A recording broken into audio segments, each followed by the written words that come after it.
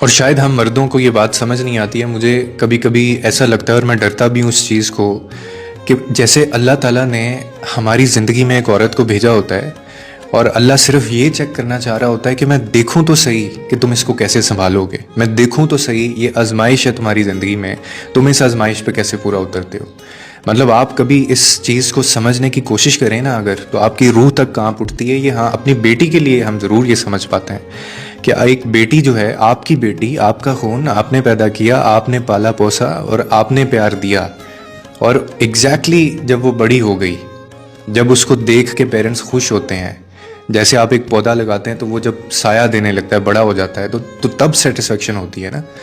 तो उसी मोमेंट में माँ बाप अपनी बच्चियों को एक ऐसे मर्द के हवाले कर देते हैं जिसका उससे कोई ब्लड रिलेशन नहीं होता। तो ये वो जिसके हवाले की जा रही है ना, ये उसके लिए इतनी बड़ी रिस्पॉन्सिबिलिटी है कि हो सकता है कि आगे जाके आपका हिसाब ही इसी चीज़ के ऊपर हो जाए। और ये मैं उन मर्दों के लिए कह रहा हूँ जो इस चीज़ का ख्याल नहीं रखते हैं। आपकी रिस्पॉन्सिबिलिटी में एक ऐसी औरत है, एक ऐसी ज़ात है, उसकी खुशी, उसका गम, उसकी तकलीफ, सब चीज़ें आपके ऊपर डिपेंड करती हैं।